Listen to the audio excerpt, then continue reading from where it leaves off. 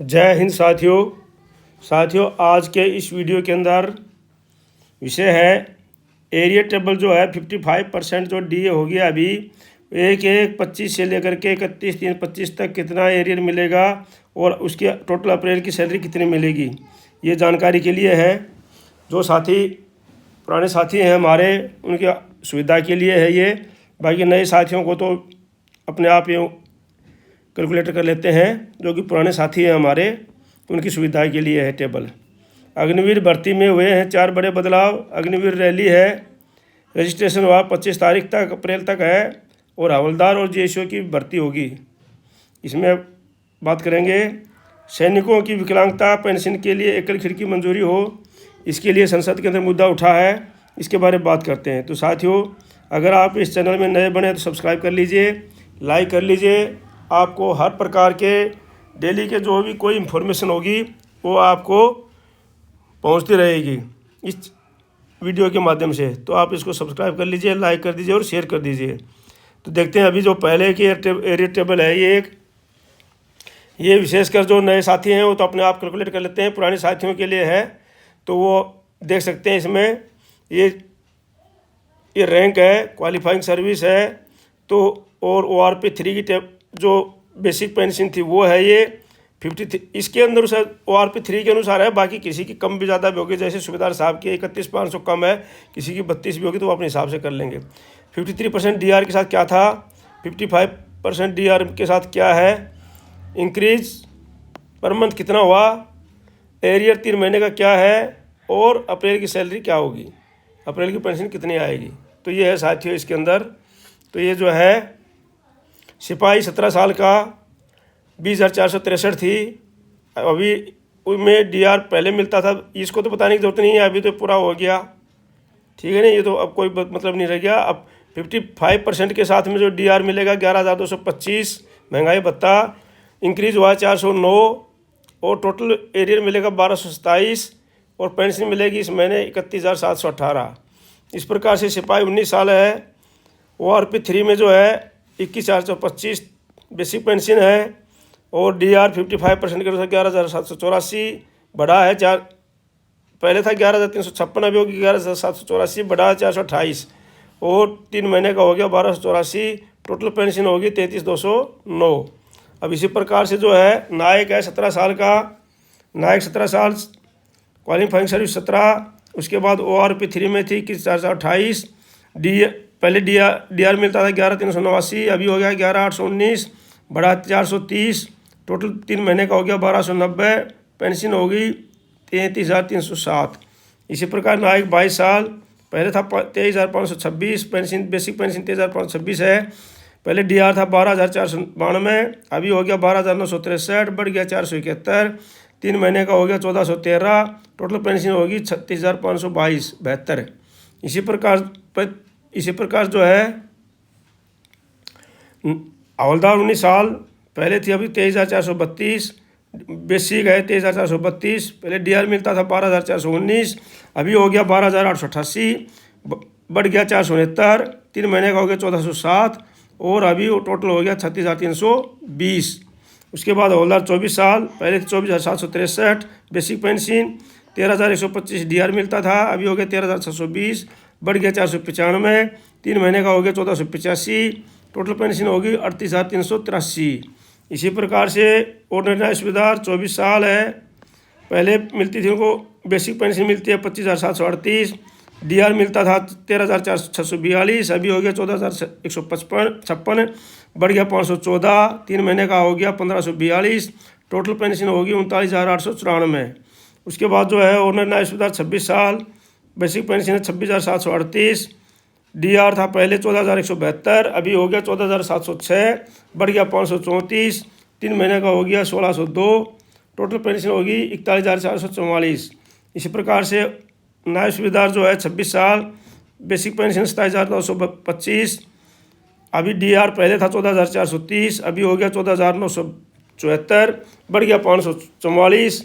Total 3 महीने का हो गया 1,632, टोटल पेंशन हो गई महीने की 42,199। नायब सुबेदार 28 साल, बेसिक पेंशन 28,450, पहले डीआर था 15,079, अभी हो गया 15,648, बढ़ गया 569, 3 महीने का हो गया 1,707 और सैलरी हो गई है 44,098।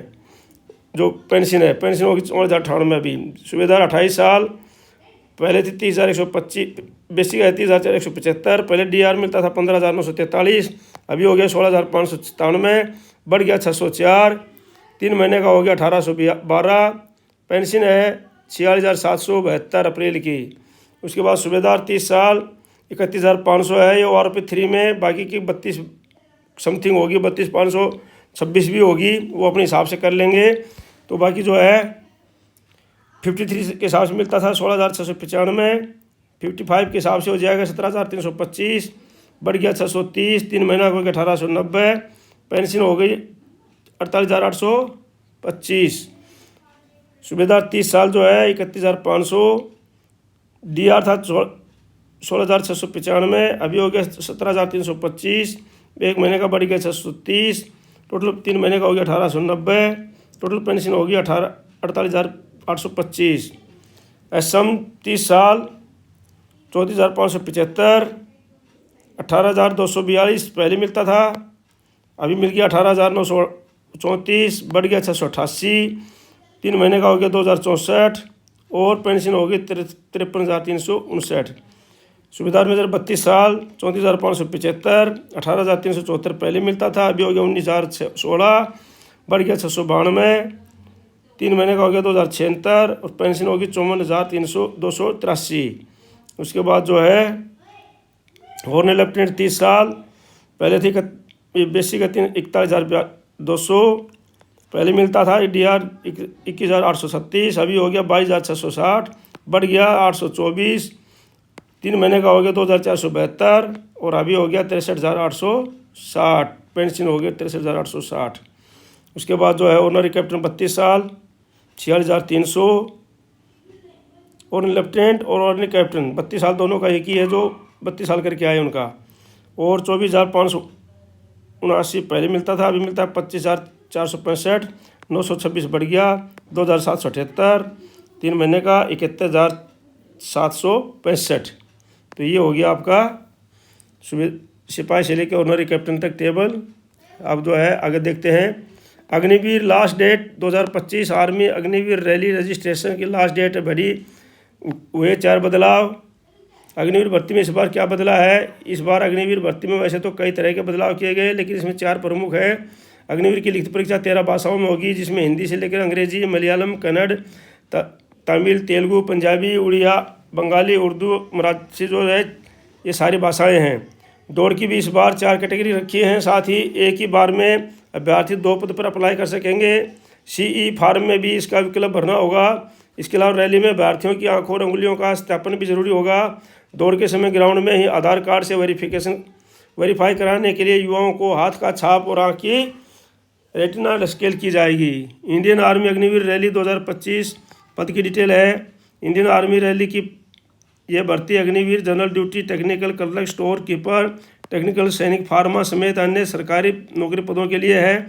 विभिन्न पदों पर आवेदन करने के लिए अलग अलग योग्यता निर्धारित की गई है।